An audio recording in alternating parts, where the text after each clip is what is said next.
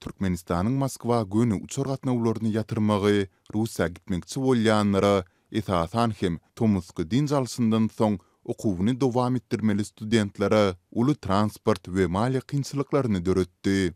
Men soňky bir aýdan bäri Russiýa bilet satyn aljak bolup Aşgabatda 2 gedek gatnap oňoýly netije alyp bilmedim. Aviakassalarda biletleriň elýeterli möhleti çenli satylyp gutorandygyny aýdýarlar we özümiň habar tutup durmagymy maslahat berýärler. Meniň ýene bir näçe hepdeden Moskwadaky uniwersitetleriň birinde okuwum başlanmalydy. Diýip Türkmen awatly 20 ýaşlaryndaky bir talip gyz gurrun berdi. Habarçymyzyň söhbetdeşiniň Türkmenistan howa ýollarynyň kassalarynda Russiýa ugry boýunça biletleriň tapdyrmaýandygy baradaky gurruny şu aýyň başynda Türkmen aviakompaniýasynyň Aşgabat Moskwa aralygynda iki tarapy uçuşlaryny toktatmagy bilen bagly.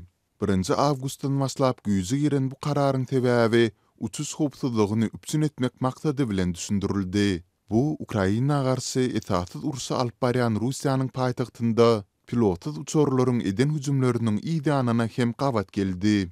Sondan bäri Türkmenistan aviakompaniýasy Russiýa eden uçur gatnawlaryny Aşgabat, Kazan, Aşgabat ugry boýunça amala asyryp başlady. Munyň netijesinde gysga wagtyň içinde Kazanyň biletleriň hem ýiti gyçylygy döredi. Habarçylarymyz Aşgabatyň aviakassalarynda biletleriň oktýabr çylyna satylyp gutorandygyny aýdýarlar.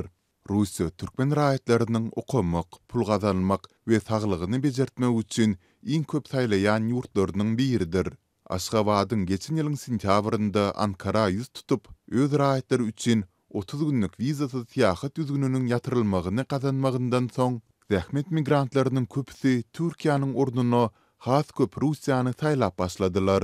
Şol bir wagtda biletleriň gyçylygy mümkin korrupsiýa, parhorluk ýagdaýlaryna hem ýol açýar. Aşgabatda ikinci sapar gelenimde goşmaça tölege Kazany bilet tapıp berýän araçyny maslahat berdiler. Ol 13.000 manat bersem bilet tapıp bermegi wada berdi. Men detsine Türkmenabada aşyp pulun yetmeýän bölegini kardalyp şol güniň özünde Aşgabatda uğradym. Emma araçy indi bahanyň 16.000-e çykandygyny aýtdy. Meniň enem atamyň bilelikdäki aýlyk zähmet haky 5.000 manada yetmeýär.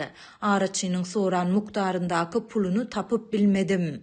Diýip habarçymyzyň söhbetdeşi başdan geçiren ýagdaýlaryny gurrun berdi. Ol bu şertlerde özü ýaly studentleriň galy bertide ykdysady krizis sebäpli has gowdurmuş umydynda daşary ýurtlara gitmekçi bolýan beýleki raýatlaryň hem Özbekistanyň üstü bilen 3-nji ýurtlara aşýandyklaryny aýtdy. Men Özbekistana bir aýlyk viza açtırmak üçin syýahatçylyk agentligine ýüz tutdum. Umumy hasapda $105 çykardym. Vizany 10 güniň içinde taýýarlap berýärler. Indi golaýdy Daşkende, ondan aňry hem Moskwa aşmaly. Ozal bu ýoly geçenler Özbek paýtagtyna çenli ýol harajatlarynyň $50 golaýlaýandygyny aýdýarlar. Nädende de bu soralan 16.000 manat paradan az çykdyjy bolýar. Diýip söhbetdeşimiz belledi.